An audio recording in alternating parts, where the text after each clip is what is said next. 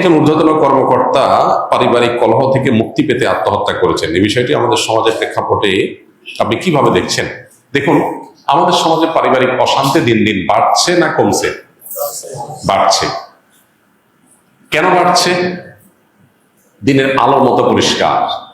আমাদের নিজস্ব কৃষ্টি, কালচার এবং সংস্কৃতি এটা বাদ দিয়ে আমরা যখন পশ্চিমাদের সংস্কৃতিকে ধারণ করার চেষ্টা করছি, আমরা যখন ওদের আইডিওলজি গুলোকে আমাদের সমাজে আমদানি করছি, বা কিছু মানুষ সেটাকে যখন পুশ করছে, তখন আমাদের পরিবার ব্যবস্থাপনা ভেঙে পড়ছে, আমাদের দাম্পত্য কলহের পরিমাণ দিন দিন আরো বাড়ছে।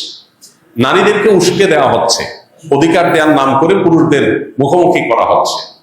সেক্ষেত্রে একজন ভালো নারীও নিজের অজান্তে, নিজের অবচেতন মনে তিনি তার স্বামীর প্রতিপক্ষ হয়ে যাচ্ছেন, দ্বন্দ্ব কলহ বাড়াচ্ছেন। কেন?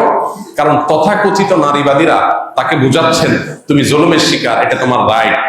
এই সমস্ত কথাগুলো তাদেরকে উস্কে দিয়ে স্বামীদের সাথে সম্পর্ক নষ্ট করছে। ঘরে ঘরে আজ অশান্তি।